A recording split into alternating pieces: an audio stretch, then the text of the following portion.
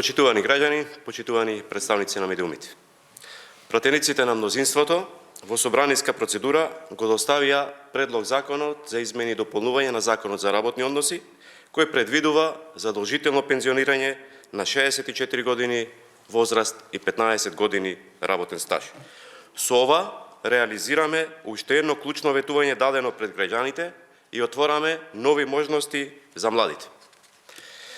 Во собраниска процедура, заедно со предлог законот за измени и дополнување на Законот за работни односи, го доставуваме и предлогот Закон за измена на Законот за административни службеници, со што целосно ќе бидат опфатени сите вработени во државниот и во приватниот сектор.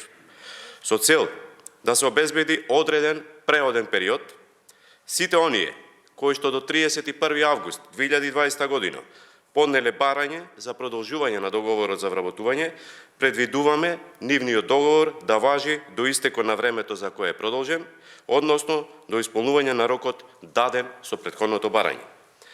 Поради недостиг на одредени стручни кадри и потребата од ефикасно продолжување на работниот процес, исклучок од правилото за пензионирање на 64 години старост и 15 години пензиски стаж ќе има во секторите здравство и високо образование, каде што работниот стаж ќе може да се продолжува година за година, најмногу до 67 години возраст. Согласно предложените измени во Законот за здравствена заштита, заради непречено вршење на здравствената дејност, директорот на здравствената установа по претходна согласност на здравствениот работник, односно соработник, еднаш годишно донесува одлука за продолжување на договорот за вработување на здравствениот работник или соработник, кој ги исполнил условите за стекнување на старосна пензија најмногу до 67 години возраст. Но ова одлука задолжително ќе мора да ја потврди и министерот за здравство.